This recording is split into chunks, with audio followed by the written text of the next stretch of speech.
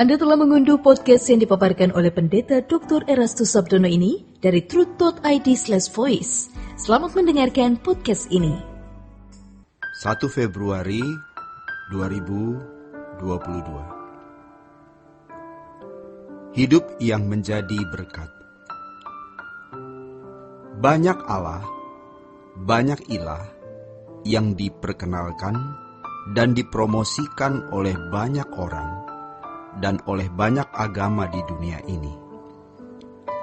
Menurut Alkitab yang kita percayai, Allah yang benar adalah Allah Israel yang dinyatakan dalam Mazmur 73, yang menyatakan diri sebagai Allah Abraham, Ishak, dan Yakub, yang namanya Yahweh. Tidak semua umat pilihan atau orang yang diberi kesempatan mendengar Injil itu pasti masuk surga. Alkitab jelas mengatakan, banyak yang dipanggil, tetapi tidak semua masuk surga. Ada orang-orang yang menyebut Yesus sebagai Tuhan, tetapi ditolak. Mengapa? Karena tidak melakukan kehendak Bapa.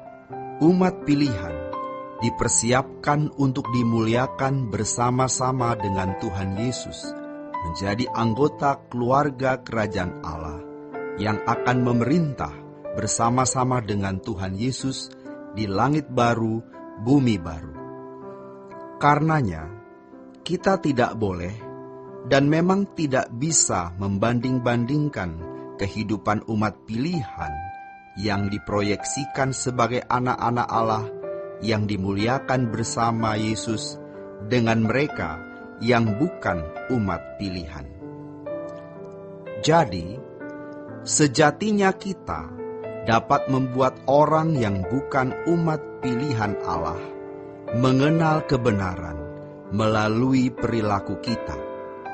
Sehingga, walaupun mereka tidak menjadi umat pilihan, mereka tidak memusuhi Tuhan Yesus. Jangan membuat mereka sampai menista Yesus karena perbuatan kita. Tapi sebaliknya, biarlah mereka memuliakan Tuhan, tidak menyerang dan tidak memusuhi, sebab orang yang tidak memusuhi kita ada di pihak kita. Tuhan yang berkata, orang yang tidak melawan kamu di pihak kamu. Kita harus membuat orang di pihak kita dengan perbuatan baik, sehingga mereka bisa menjadi manusia yang mengasihi sesamanya seperti diri sendiri. Karena kita menunjukkan kasih kita kepada orang yang tidak seagama. Hal ini memungkinkan mereka bisa masuk surga sebagai anggota masyarakat kerajaan surga. Coba kita renungkan. Apa artinya menjadi orang Kristen yang menyerang agama lain dengan menunjukkan bahwa Allah yang disembahnya lebih atau paling benar? Tetapi kelakuan orang Kristen tersebut tidak menunjukkan keagungan sebagai anak-anak Allah, tidak menunjukkan keagungan Allah yang disembah. Mestinya hidup kita benar-benar menjadi khotbah dimanapun kita berada, agar kita dapat menjadi berkat di tengah-tengah masyarakat. Ironis, kadang-kadang jangankan kepada orang non-Kristen, kepada sesama orang Kristen pun banyak yang berlaku bengis. Di sini kita menemukan betapa jauh melesetnya banyak doktrin yang kelihatannya sudah final, baku, dan benar, padahal tidak sesuai dengan ajaran Tuhan Yesus sendiri. Buktinya, banyak orang Kristen yang hidupnya wajar seperti anak dunia, tidak seperti Yesus. Jangankan jemaat, teolog, dan para pendetanya juga hidup wajar-wajar saja. Sekarang kita sadar, kita mau berubah, kita mau bertobat. Banyak orang Kristen berusaha membela agama Kristen, tetapi tidak menempatkan diri sendiri secara proporsional dengan membangun perilaku yang kudus dan tidak bercela, murah hati kepada orang lain. Orang-orang seperti ini pada dasarnya hanya mau mempermalukan atau merusak nama baik kekristenan. Dengan kebengisannya membela kekristenan dengan kata-kata yang kadang-kadang kurang pantas.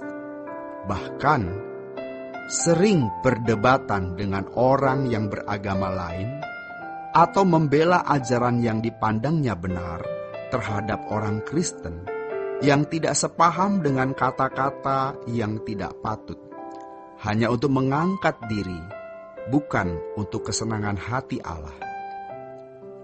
Sejatinya, kalau kita mau membela Tuhan, caranya adalah dengan berbuat baik, hidup tidak bercela, membuat orang bisa berdecak kagum atas perbuatan kita. Inilah wujud pembelaan kepada Tuhan yang benar, bahwa Allah yang benar adalah Allah Israel, dan Yesus Kristus adalah utusannya untuk menebus dosa. Tunjukkan itu dengan perilaku, perbuatan dan perkataan yang menjadi bukti kebenaran, ajaran, dan Allah yang disembahnya. Jelas, yang mulia Tuhan kita, Yesus Kristus, berkata, "Dari perbuatanmu, kota yang terletak di atas bukit atau kerajaan surga dapat dikenali orang."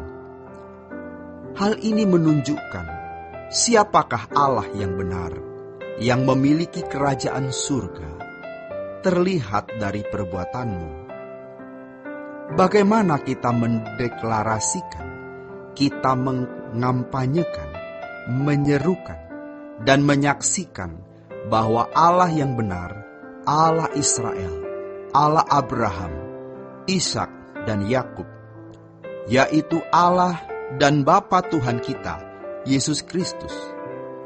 Perilaku kita, sebab kesaksian yang benar dan terbaik bukanlah ucapan, perkataan, atau perdebatan-perdebatan, melainkan perbuatan yang agung, yang menunjukkan keagungan Allah yang kita sembah.